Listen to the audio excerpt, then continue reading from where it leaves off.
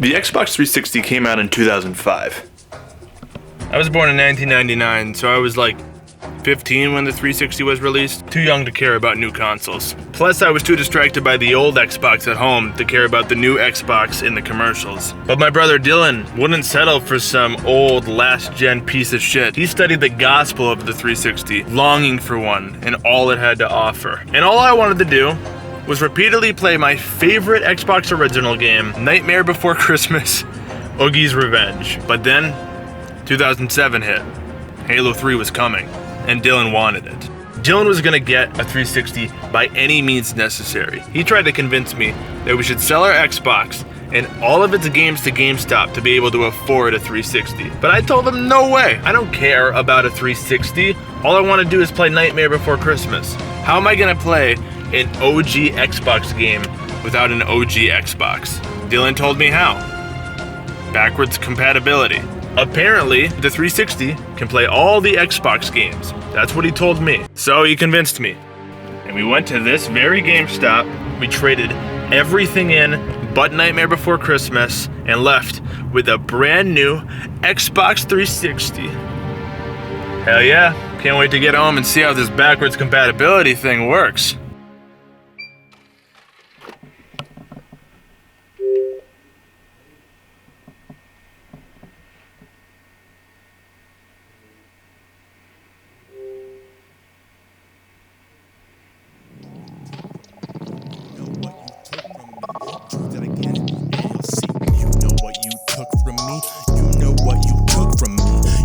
What you took from me, do that again and you'll see.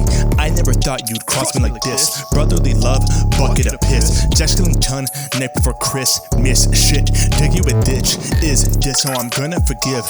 Nobody's ever gonna live when they cross my path. Promise backwards combat, I'ma scrap my chest with an explosive trap. Send them flying right off the map. Eye for an eye, yeah, I'm coming back. Lie baby lie, yeah, right on your back. Fight or flight, yeah, cut off the track. Subscribe to that, it's unwise to blab. I got gift the gab, infinite with raps. The try guys are bad. I'm rhyming whatever I grab out of the hat. Rabbits, magic, notepads, and trash. I know you think it's in the past. It still stings like the day before last. It kills me. Life is a drag, you fucked up. Took away my game, you fucked up. You're the one to blame, get fucked up. It's such a shame, it's gone forever. Not really, I just bought it. Got the Xbox all plugged in. You dodge the consequences. Do you like how I pronounce this? I'm done, bitch.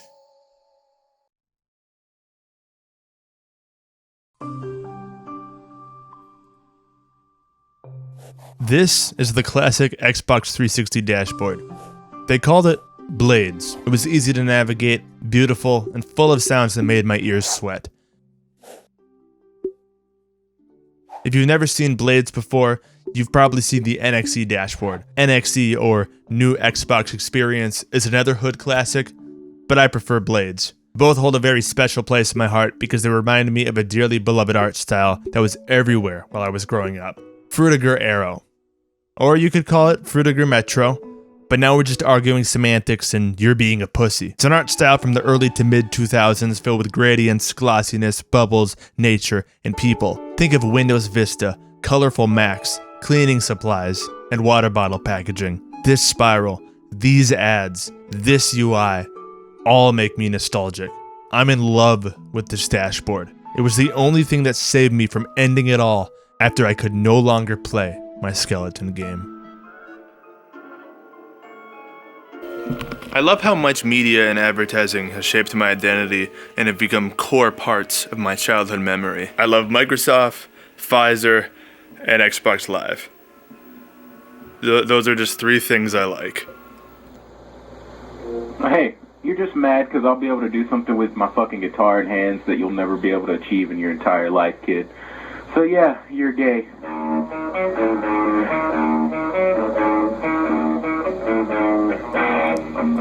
Xbox Live ruled.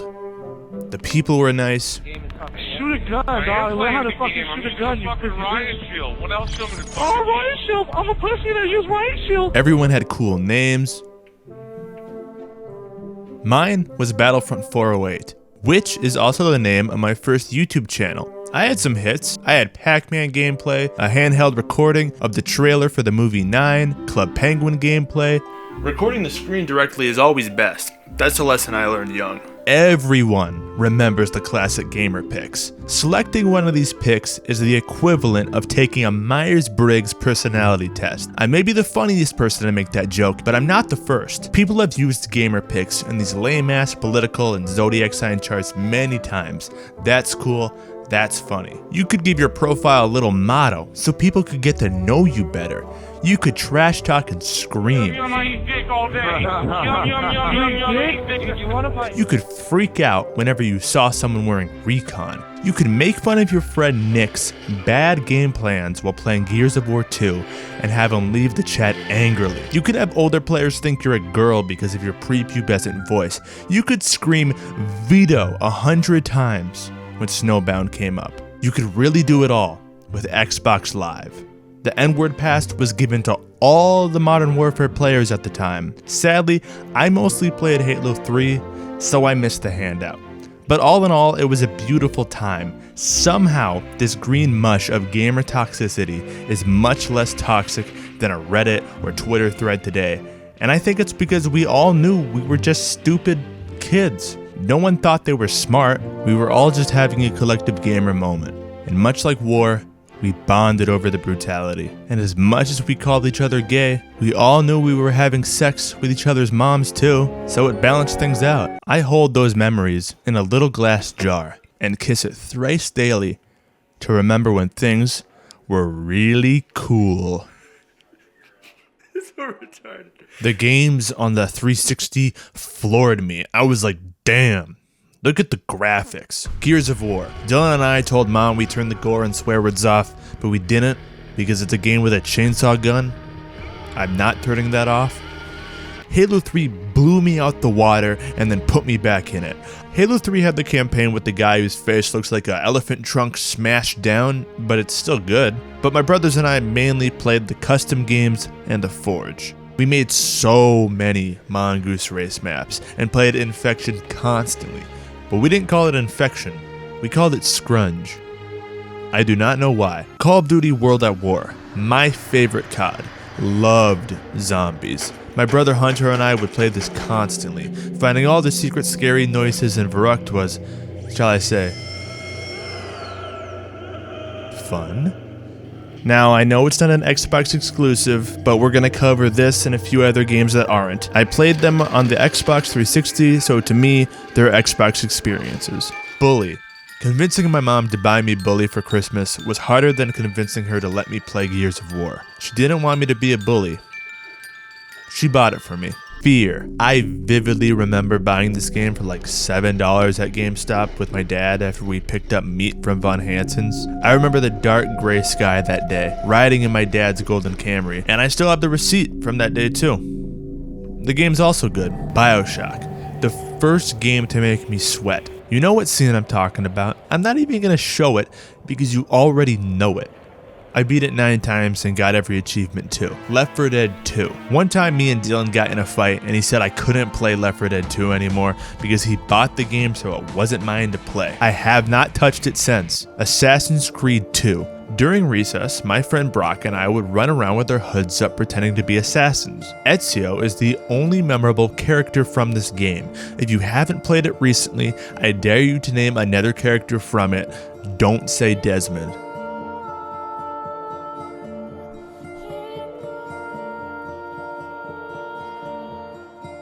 Listen, I'm sure you and me could go on forever talking about how much we love the Xbox 360 and its games and everything we did on it, all the fun times in the lobbies and in the party chats. But it's getting late and we have to end the video at some point. So I want to read something that I wrote a couple weeks ago when I was working on this video. It's kind of cringy, it's kind of sappy, but it's about memories and the love of the 360. Instead of wanting good times of the past to come back, we should be happy with simply wanting them back, because the wanting is what signifies it was so good. We've all heard the sentence, we didn't know we were making memories, we were just having fun. And that's true. It's so true that it's important to continue to have fun so you can continue to make new, great memories. All we have is our memory, and experience is nothing without it. So since we can't teleport into our memory or time travel back to 2007, we have to make fun now for more memories later. It's so sappy and stupid to say, but I really mean it. And it's not like the old times are gone. Today is not the same, but it never is going to be the same like it was. You can still play the Xbox 360 now and its games today. You can still talk about your nostalgia and love as long as you're not dead and have a mouth and know a language that other people know. We can't re-experience then, but we can preserve what we can and cherish our memories for as long as we can. That's what makes it so great. Think of all the things you don't have memory of. You can't. So be very thankful you get to remember the fun and love you had for the Xbox 360. The fun and love you still have will always be there. Be thankful. That's pretty much it. I also wrote, sorry for going all fake, deep, and sentimental, very gay for sure. I also wrote, the red ring of death is the equivalent of losing a loved one. Oh boy. Alright, have a good night, boys. I love you. I love you so much. Oh my god.